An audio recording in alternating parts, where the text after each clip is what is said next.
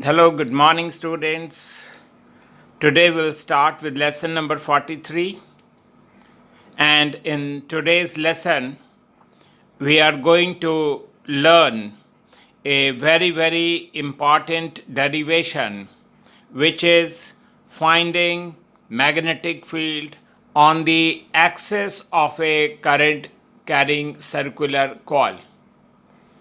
In the last video, we had seen how to derive the expression for the magnetic field at the center of a circular coil. So today, we are going to see the application of both these formulas, namely magnetic field at the center of the coil and magnetic field on the axis of a circular coil. So let us begin with the first point in this. In this, we are learning the formula for the magnetic field due to a small arc of a circular coil. Over here, we have shown a circular coil of radius r, and a current flows in this arc like this. So the magnetic field at the center will be theta divided by 360 multiplied by the magnetic field produced by the circular coil at the center.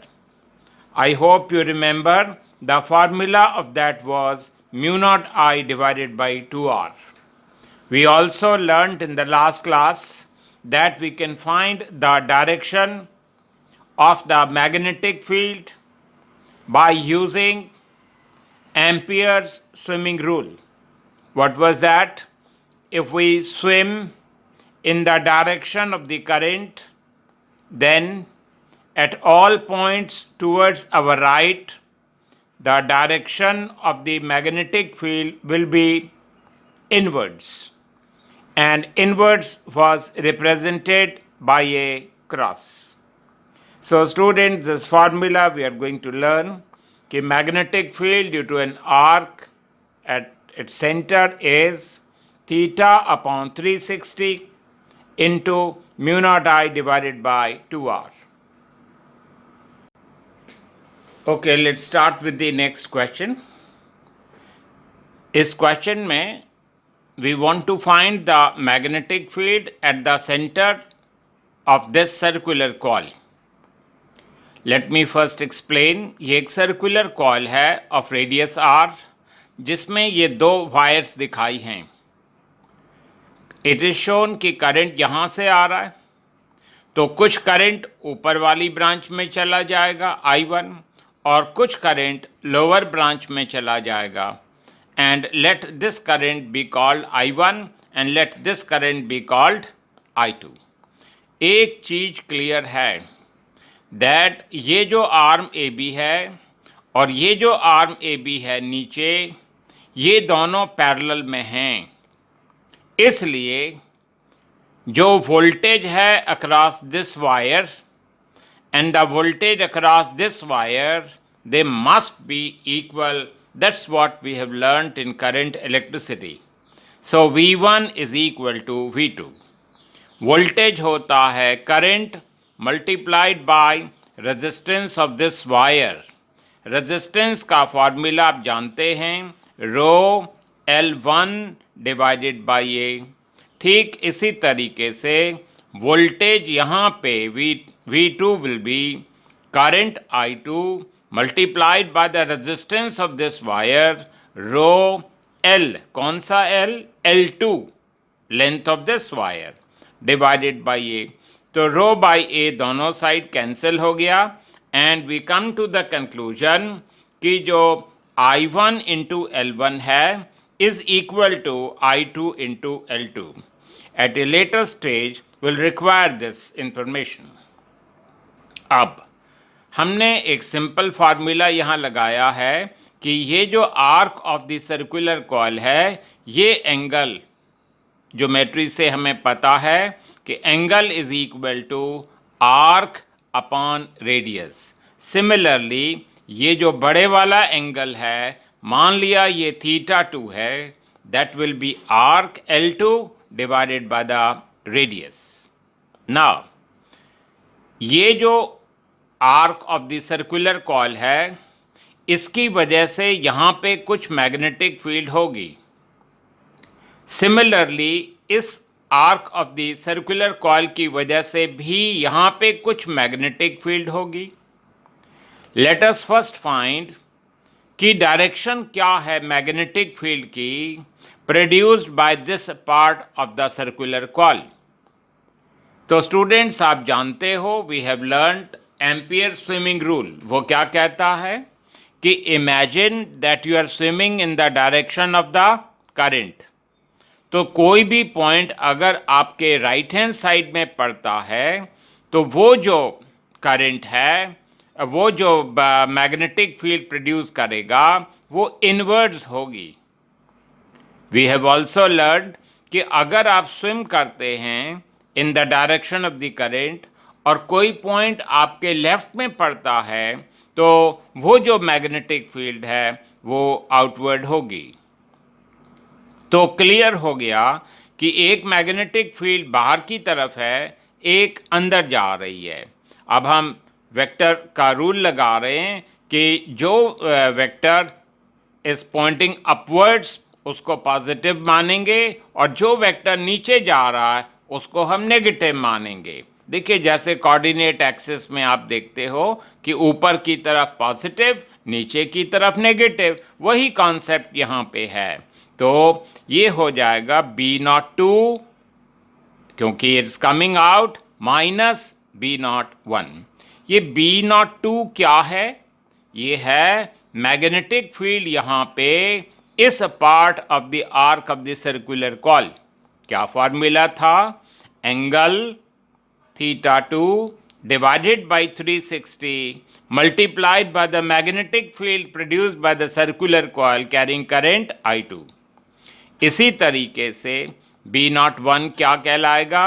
It will be the angle θ1 divided by 360 into BC1। BC1 का मतलब magnetic field produced by circular coil of radius R carrying current I1। तो हमने इन दोनों expressions में से 1/360 बाहर निकाल लिया, तो θ2 into BC2 minus θ1 into BC1 आ गया। हमने डायग्राम से देख के θ2 की वैल्यू लिखी, ये लिखी L2 डिवाइडेड बाई R और यहाँ पे लिखा L1 डिवाइडेड बाई R।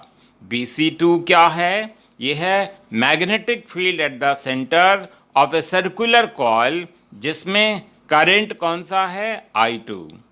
तो mu nought I2 divided by 2R। इसी तरीके से BC1 will be mu not I1 हो जाएगा डिवाइडेड बाई 2R। अब जो टर्म्स कॉमन है उनको बाहर निकाल लीजिए और अंदर बचेगा I2 L2 minus I1 L1। आप पहले देख चुके हैं कि ये दोनों इक्वल हैं, they get cancelled and the answer turns out to be 0। चलिए स्टार्ट करते हैं अब with the next expression, the next question. ये इतना ज़्यादा इम्पॉर्टेंट है कि every year one small question always comes from this.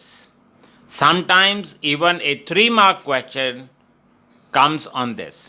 तो ये बहुत ही ज़्यादा स्टूडेंट्स इम्पॉर्टेंट है और ये क्वेश्चन है find the magnetic field on the axis of a circular coil। तो let me explain the diagram before we venture into this। यहाँ पे ये x axis दिखाया है, y and the z axis। एक circular coil दिखाई है of radius a which lies in the yz plane। तो फिर अगर ये yz plane में है ये coil, तो इसका एक्सिस कौन सा होगा? X axis. हमने एक पॉइंट P लिया है, कहाँ पे? x यूनिट्स अवे लिया है from the centre of this circular coil. ये क्वेश्चन है। To find the magnetic field at the point P, हमने 11th क्लास का मेथड यूज करना है। क्या? Consider two small elements each of length dl diametrically opposite to each other. ये elements इतने small हैं कि they can be considered just like a small point like this. बहुत स्मॉल हैं। आप पहले इसको ज्वाइन करें विद द पॉइंट P, इस पॉइंट को ज्वाइन करें with the point P। Students, इस स्मॉल एलिमेंट की वजह से एक मैग्नेटिक फील्ड होगी यहाँ पे, वो भी ऑब्वियसली स्मॉल होगी। जो टेक्निकल डिटेल्स हैं उनको वी कैन डिस्कस लेटर। पहले हम ये अंडरस्टैंड कर लें कि एग्ज़ाम में अच्छा डायग्राम कैसे बनाएं। आप सबसे पहले ये जो डॉटेड लाइन है इसके परपेंडिकुलर एक वेक्टर बनाइए, वो हो जाएगा dB। इसी तरीके से ये जो लाइन है इसके भी परपेंडिकुलर बनाइए एक वेक्टर, और ये जो स्मॉल वेक्टर है वो dB हो जाएगा। ये dB स्मॉल मैग्नेटिक फील्ड हैं due to these two elements. Why they have been drawn perpendicular? This question we will answer after 2 minutes. तो अभी तक स्टूडेंट्स हमने क्या किया है? एक सर्कुलर कॉइल ड्रॉ की है। किस प्लेन में? YZ प्लेन में। और जो एक्सिस है उस पे हमने एक पॉइंट ले लिया। अब हमने इनके जो सेंटर ऑफ द एलिमेंट्स हैं उनको ज्वाइन कर दिया with the point P, and हमने दो वेक्टर बनाए dB ईच। ये वेक्टर इसके परपेंडिकुलर है, ये वेक्टर इसके परपेंडिकुलर है। मान लिया ये एंगल फाई है। For God's sake do not mark this angle as theta. You may ask why, what is the harm? The harm is कि जो बायट-सैवर्ट्स लॉ में जो थीटा है वो एक स्पेशल एंगल है। That is the angle between the current carrying conductor and the radius vector. तो ये एंगल को थीटा नहीं लिखना है। आप इस डायग्राम में देख रहे हैं कि जो करंट कैरिंग कंडक्टर है और जो रेडियस वेक्टर है they are perpendicular to each other, इसलिए थीटा की वैल्यू विल बी π/2। नाउ अगर ये एंगल फाई है तो ये एंगल भी फाई होगा। We can prove it mathematically, लेकिन आप ये समझ लें फॉर द एग्जाम कि ये पतला सा एंगल है and it should be equal to पतला सा angle on the top. You will say I don't believe in such things, then no problem. आप यहाँ देखें, ये जो टोटल एंगल है ये 90 है। ये एंगल मैं x मान लूँ तो ये x कितना होगा? 90 - 5। ये टोटल एंगल 90 है। अगर एक एंगल 90 - 5 है तो दूसरा एंगल कितना होगा? 5। तो आप ज्योमेट्री से भी इस चीज़ को कंफर्म कर सकते हैं। एनीवे, एग्ज़ाम के लिए आप ये समझ लें कि ये एंगल पतला सा है, तो this angle will also be what? 5। तो this angle is equal to this. अब हमने इस वेक्टर dB को रिजॉल्व करना है into two rectangular components. Students, from day 1 we are learning कि जो कंपोनेंट एंगल को टच करता है वो कॉस कंपोनेंट कहलाता है, other will be sign component. इसी तरीके से ये कंपोनेंट dB cos phi हो जाएगा और ये dB sin phi हो जाएगा। वी आर लर्निंग कि जब हम दो छोटे छोटे एलिमेंट्स लेते हैं डायमेट्रिकली ऑपोजिट, तो उनकी वजह से ये मैग्नेटिक फील्ड होती है। एंड वी फाइंड कि ये जो कंपोनेंट है डी बी कॉस फाई और ये वाला component they simply cancel each other. What are we saying? We are saying कि जब हम दो एलिमेंट्स लेते हैं तो उनका जो कंट्रीब्यूशन है टू द मैग्नेटिक फील्ड वो 2 times of D B sine phi है। आई एम रिपीटिंग अगेन, जब हम दो एलिमेंट्स लेते हैं तो इन दो एलिमेंट्स का जो कंट्रीब्यूशन है टू द मैग्नेटिक फील्ड वो 2 times of D B sine phi है। मे आई आस्क यू कि एक एलिमेंट का जो कंट्रीब्यूशन है वो कितना होगा फिर? Clearly D B sine phi. तो एक एलिमेंट का कंट्रीब्यूशन हमें पता चल गया is D B sine phi, और अगर पूरी कॉइल की वजह से मैग्नेटिक फील्ड निकालनी हो तो फिर हमें उसको इंटीग्रेट करना पड़ेगा। Now let us start. हम सबसे पहले ये छोटी सी मैग्नेटिक फील्ड निकालते हैं ड्यू टू दिस एलिमेंट। आप जानते हैं बायट-सैवर्ट्स लॉ के हिसाब से D B will be mu naught upon 4 pi I D L sine theta upon square of the distance between the element and that point, and that distance happens to be y, इसलिए y square। Sine pi by 2 आप जानते हैं 1 होता है, तो dB की value हो गई mu naught upon 4 pi I D L upon Y square. तो इस तरीके से बायट-सैवर्ट्स लॉ लगा के dB की वैल्यू लिख ली। उसके बाद हमने डिस्कशन कर लिया कि जो मैग्नेटिक फील्ड है due to the whole coil will be integral of D B sine phi. D B की वैल्यू यहां से देख के लिख दी और साइन फाई इस ट्राइंगल में लिखा। Sine phi will be perpendicular upon the hypotenuse A upon Y. So यही एक्सप्रेशन मैंने यहां दोबारा से लिखी है। इसके अंदर ये इंटीग्रल डी एल राइट में लिख दिया क्योंकि ये इंटीग्रेट होगा, तो ये हो गया mu not I divided by 4 pi, और जो y की वैल्यू थी देखिए वो थी A square plus x square raise to 1 upon 2, cube लिखेंगे तो 3/2 हो जाएगी power. N integral D L का मतलब आप खुद जानते हैं, ये it represents the circumference of the coil which is 2 pi a।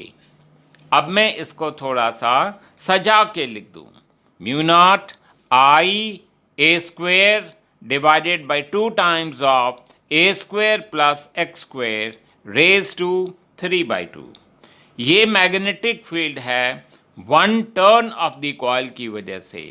अगर हमारे पास n टर्न्स होती तो नेचुरली जो टोटल मैग्नेटिक फील्ड है वो मल्टीप्लाई हो जाएगी बाय n। तो दैट वाज द फार्मूला।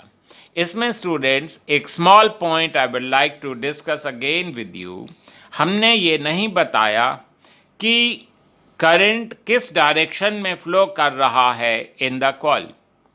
देखिए एग्ज़ाम में आपने ये डायग्राम बनाना है, आपने बनाना है कि magnetic field is pointing to the right, मतलब मैग्नेटिक फील्ड यूं जा रही है टू द राइट, इस फेस से निकल रही है, इसका मतलब ये फेस क्या है? नॉर्थ पोल है कॉइल का। अगर ये नॉर्थ है तो ये सिंबल बताता है कि जो करंट है must flow in the anti clockwise direction. तो इस तरीके से हम मार्क करते हैं the direction of the current. Now coming back to that formula, ये स्टूडेंट बहुत ज़्यादा इम्पॉर्टेंट है क्योंकि एप्लीकेशंस हम नहीं कर पाएंगे अगर ये फार्मूला हमें याद नहीं हो जाएगा। तो बी एक्सिस का क्या फार्मूला है? Mu not I A square N divided by 2 times of A square plus x square raised to 3 by 2. We may like to check if this expression is correct or not. तो हम थोड़ी देर के लिए कहते हैं कि let x be equal to 0. अगर x 0 हो जाएगा तो उसका मीनिंग क्या होगा? अगर ये x 0 हो गया तो इसका मतलब ये पॉइंट P कहाँ लाई कर रहा है? It is lying at the center of the circular coil. So magnetic field जब x equal to 0 will be, तो यहाँ पे x की वैल्यू 0 लगा दीजिए, तो ये a square raise to 3 by 2 हो जाएगा, ये 2 कैंसिल हो जाएगा, ये a क्यूब हो गया, ऊपर a स्क्वायर है, वो कैंसिल होके a आ जाएगा. That indeed is the formula for the magnetic field at the center of a circular coil.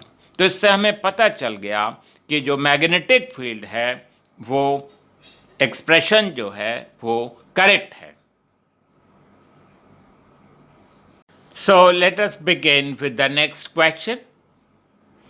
ये है find the magnetic field on the axis of a circular coil if x is equal to a and दूसरा if x is equal to 2a. Students ये totally mathematical चीज़ है. आपको पहले ये formula recall करना पड़ेगा कि magnetic field at the centre of a circular coil का फार्मूला होता है mu not I N divided by 2a. And magnetic field on the axis of circular coil का फार्मूला होता है mu not I A square N divided by 2 times of a square plus x square raised to 3 by 2. तो अब let us start with the discussion कि अगर x की value 8 put कर दें यहाँ पे तो क्या होगा. तो यहाँ पे देखिए x की जगह मैंने a लगा दिया तो ये a स्क्वायर हो गया, ये a square plus a square 2a square हो गया. ऊपर वाली टर्म वही है तो मैं नीचे की ही सिर्फ डिस्कस कर रहा हूँ. तो ये 2a स्क्वायर हो गया रेज टू 3 by 2. क्या मतलब होता है इसका?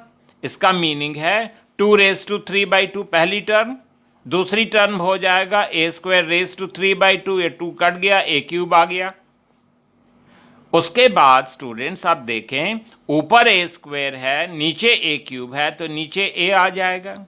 हमने specifically mu not I N divided by 2a को पहले लिख लेना है. उसके बाद फिर बचा क्या? यू विल से ये वाली टर्म बच गई 2 रेज टू 3 by 2.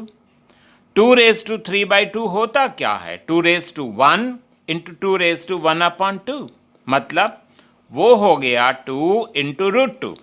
अब हमने न्यूमरेटर और डिनोमिनेटर में रूट 2 से मल्टीप्लाई कर डाला तो ऊपर रूट 2 आ गया, नीचे रूट 2 इंटू रूट 2 2 हो जाएगा और इंटू 2 वो 4 हो गया एंड 1/4 होता 0.25 multiplied by root 2. And this indeed is the formula for the magnetic field at the centre of the circular coil. तो इसमें जो मैथमेटिक्स इन्वॉल्व था वो सिर्फ यहाँ पे है छोटा सा. Let me explain this again by taking what will be the magnetic field on the axis of the circular coil जब x की value is put to a. देखिए फार्मूला यही है.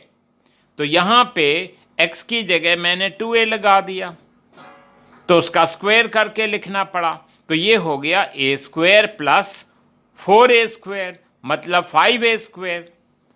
अब जैसे पहले किया था ये 5 रेज टू 3 by 2 है और ये a square raise to 3 by 2 a cube हो जाएगा. और आप जानते हैं कि a स्क्वायर और a क्यूब वो कैंसिल होके नीचे a आ जाता है. पहले हम mu not I N upon 2a अलग से लिख लेते हैं. बचा क्या? 1/5 raise to 3 by 2. 5 raise to 3 by 2 कितना होता है? 5 इंटू रूट 5 होता है. अब हमने रूट 5 से मल्टीप्लाई और डिवाइड कर दिया तो नीचे रूट 5 एक और आ गया तो वो हो गया 5 बन जाएगा, इंटू 5 वो हो जाएगा 25, और ऊपर ये हो गया √5। तो 1/25 स्टूडेंट्स होता है 0.04, and that is into √5 multiplied by b⁻c। Students ये क्वेश्चन आपके सैम्पल पेपर का है, और आप देख रहे हैं इसके अंदर सिवाय यहाँ पे मैथमेटिक्स यूज़ करने के ज़्यादा कुछ नहीं है, लेकिन बिना इस फार्मूले के हम नहीं लिख पाएंगे इसको। Okay, let us start with the next question. He says, show that the magnetic field on the axis at a distance x is smaller by a fraction 3x square divided by 2a square than at the center. तो ये भी totally mathematically है। Magnetic field at the centre of a circular coil का formula अभी आपको बताया था, μ0I/2a होता है। Magnetic field on the axis का फॉर्मूला भी अभी हमने लर्न किया, μ0I_a² divided by 2 times of a² plus x² raise to 3/2। अब स्टूडेंट्स हमने यहाँ से a² को बाहर निकालना है, कॉमन लेना है। यू विल से ये a² नहीं है, ये रियली में a² रेज टू 3/2 है। तो a² रेज टू 3/2 बाहर आ गया, और जब a² से मैंने इसको डिवाइड किया, कॉमन लिया, तो पहली टर्म 1 बच गई, plus x² upon a² raise to 3/2। ये a² और ये a³ है, वो a रह जाएगा, तो वो हो गया μ0I/2a, और ये वाली टर्म जो नीचे लिखी हुई है इसको ऊपर लिख रहा हूँ, तो वो टर्म बन जाएगी -3/2 ऊपर जाके, और फिर बाइनोमियल अप्रॉक्सीमेशन किया है कि जो पावर है वो सेकेंड टर्म से मल्टीप्लाई हो जाएगी। ये वाली टर्म को क्या किया, पहले ऊपर लिखा, क्या लिखोगे, 1 plus x² upon a² raise to -3/2। फिर उसके बाद बाइनोमियल अप्रॉक्सीमेशन करोगे, मतलब वो जो -3/2 है वो सेकेंड टर्म के साथ मल्टीप्लाई हो जाता है। तो इसके बाद हम देखते हैं कि ये टर्म बन गई μ0In/2a into 1 - 3x² divided by this. ये जो टर्म है ये तो सभी जानते हैं, ये है magnetic field at the centre of the circular coil. उसके बाद हम b⁻c को नीचे ले आते हैं, तो ये टर्म हो जाती 1 - 3/2 इंटू x² अपॉन a²। इस 1 को इधर ले गए, एलसीएम लिया, B axis minus BC upon BC का क्या मतलब होगा, ये होगा change in the magnetic field divided by the original magnetic field at the center, और ये माइनस आ गया। इस माइनस का मतलब ये है कि जैसे जैसे आप कॉइल से दूर जाते हैं मैग्नेटिक फील्ड कम होने लगती है, and it decreases by A factor 3/2 into x² upon a²। तो ये टोटली मैथमेटिकल है जी। Now let us begin to find the magnetic field at the point P. यहाँ पे इस क्वेश्चन में दो आइडेंटिकल सर्कुलर कॉइल दिखाई हैं, ईच ऑफ रेडियस a। इसमें करंट फ्लो कर रहा है एंटी क्लॉकवाइज डायरेक्शन में, और इसमें भी फ्लो कर रहा है एंटी क्लॉकवाइज डायरेक्शन में। हमें मैग्नेटिक फील्ड निकालनी है एट द पॉइंट P। सबसे पहले स्टूडेंट्स हमें ये रियलाइज़ करना है कि अगर किसी कॉइल में करंट एंटी क्लॉकवाइज फ्लो करेगा तो उसका जो फेस है वो नॉर्थ पोल की तरह से काम करेगा, और इसलिए जो मैग्नेटिक फील्ड है will point away from it. तो ये हो गई magnetic field produced by coil number 1। What about this? ये फेस भी नॉर्थ पोल की तरह काम कर रहा है, और magnetic field will point away from it. Students हमने सिमेट्री आइडिया यूज़ करना है। कि दोनों कॉइल आइडेंटिकल हैं, रेडियस सेम है, करंट सेम है, ये डिस्टेंस भी सेम है, तो मैग्नीट्यूड में ये दोनों मैग्नेटिक फील्ड इक्वल होंगी।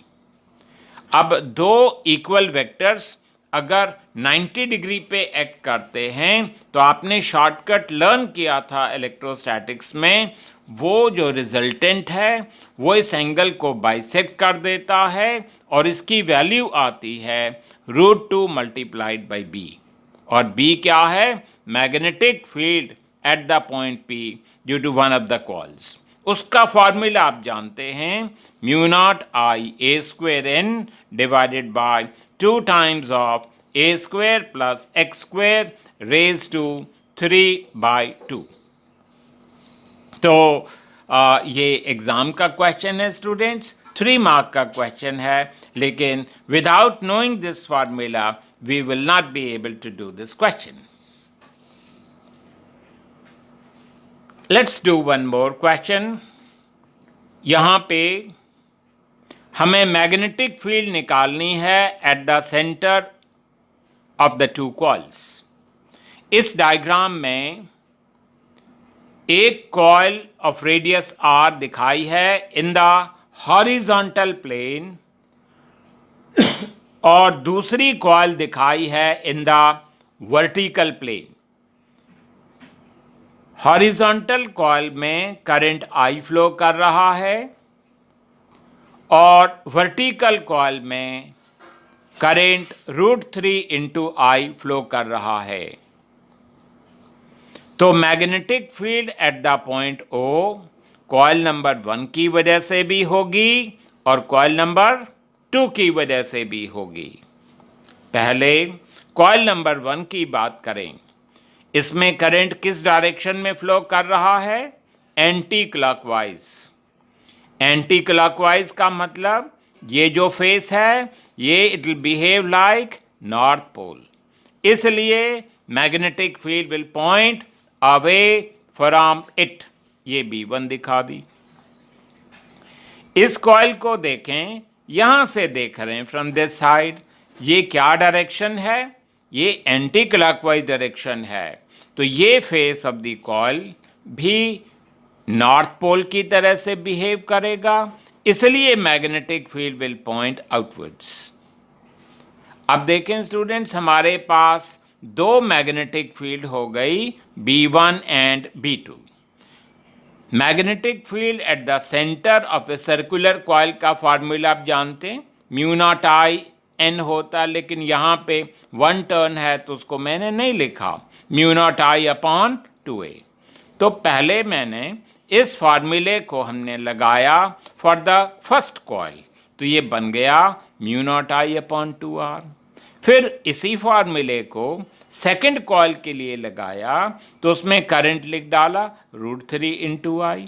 अब हमने देखा कि ये है mu not I upon 2r, तो उसकी जगह क्यों ना हम b लिख डालें, तो ये हो गया √3 इंटू बी। इसको हमने b मान लिया तो ये हो गया √3 into B. We settle down with this idea कि B1 की वैल्यू b है और B2 की वैल्यू कितनी है? √3b।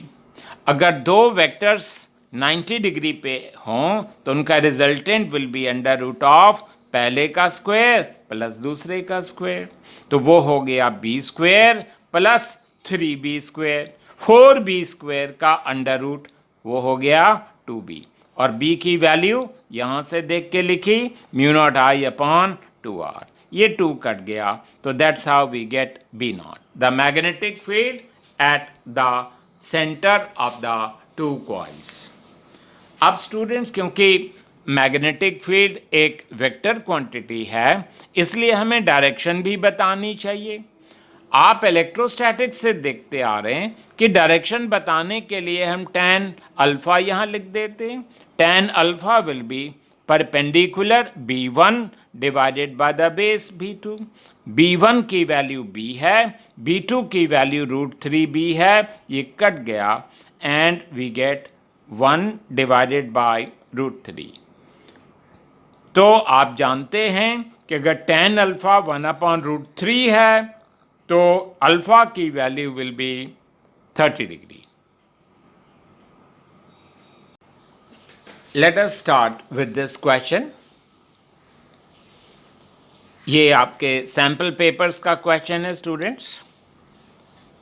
इसमें यहाँ पे करंट I2 है and he says find the current flowing through the second coil if the magnetic field at the point P has to be 0।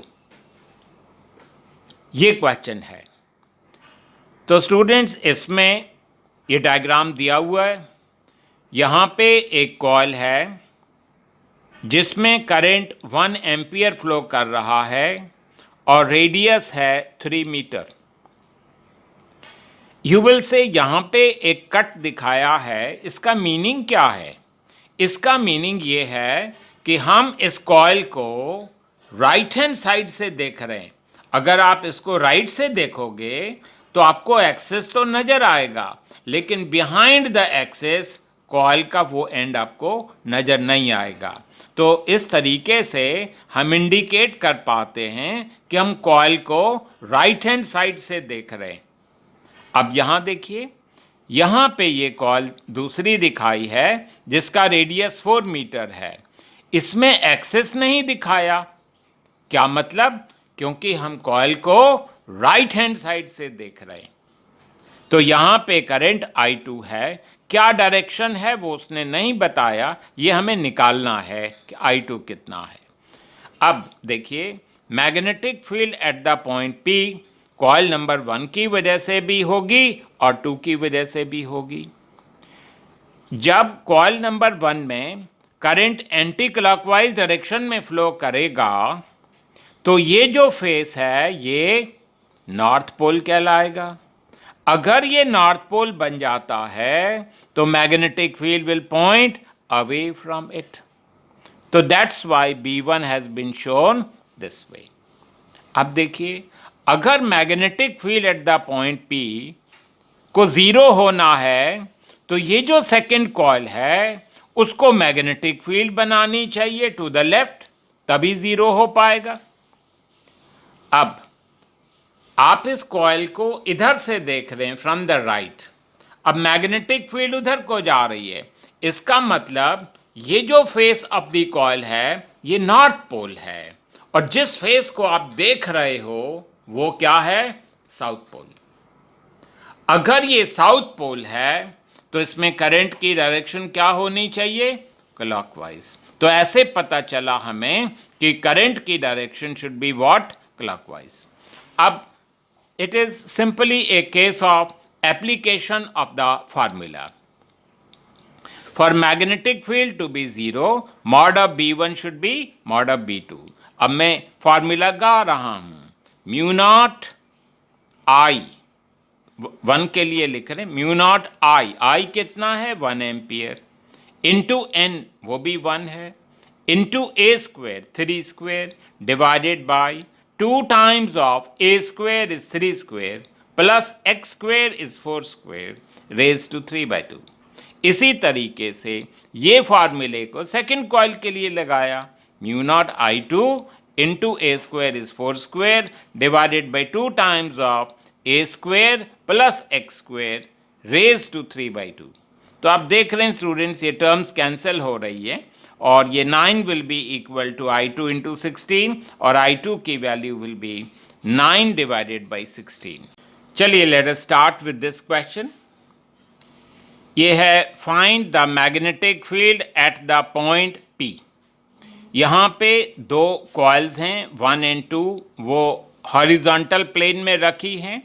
Diagram में दिखाया है कि दोनों का रेडियस R है, सेपरेशन डिस्टेंस भी R है। हमें मैग्नेटिक फील्ड यहाँ निकालनी है। तो यहाँ पे मैग्नेटिक फील्ड कॉइल नंबर 1 की वजह से भी होगी और कॉइल नंबर 2 की वजह से भी होगी। इस डायग्राम में दिखाया है कि यहाँ पे करंट I है और यहाँ पे करंट इस डायरेक्शन में है, वो 2I है। सबसे पहले ये जो कॉइल नंबर 1 है इसमें ये करंट कैसे फ्लो कर रहा है? क्लॉकवाइज फ्लो कर रहा है। इसलिए ये जो फेस ऑफ द कॉइल है will behave like south pole. South pole का मतलब मैग्नेटिक फील्ड उसकी तरफ आनी चाहिए, तो that's why B1 is shown pointing downwards. अब यहां देखें, इसमें ये करंट कैसे फ्लो कर रहा है, एंटी क्लॉकवाइज, तो ये नॉर्थ पोल की तरह से बिहेव करेगा एंड देयरफॉर अपवर्ड्स। अब जो वेक्टर ऊपर एक्ट कर रहा है उसको पॉजिटिव माना गया है, जो वेक्टर नीचे है उसको नेगेटिव मानते हैं, तो resultant will B B2 minus B1। B2 क्या है, मैग्नेटिक फील्ड है at the centre of a circular coil, तो जिसका फॉर्मूला होता है म्यू नॉट, देखिए यहाँ लिखा हुआ है म्यू नॉट आई, कौन सा आई, 2I divided by 2R minus, ये B1 क्या है, magnetic field on the axis of a circular coil, तो mu not I a square कीजिएगा R square divided by 2 times of a square plus x square raise to 3/2। ये term ऐसे की ऐसे लिखी है, यहाँ पे ये 2R स्क्वायर रेज टू 3/2, आप जानते हैं सिंप्लीफिकेशन अभी थोड़ी देर पहले हमने की थी, 2 raise to 3/2 into R cube, वो कट गया एक आर, तो नीचे आर रह जाएगा, तो इसमें से ये आप टर्म्स कॉमन ले लें, तो mu not I divided by 2R आपने कॉमन लिया, पहले 2 आ गया -1 अपॉन ये 2 रेज टू 3/2 का मतलब आप जानते हैं ना, ये होता है 2 into √2। So that's how we do this questions. बड़ा इंपॉर्टेंट क्वेश्चंस किए हैं आज, तो kindly revise them once. Thank you.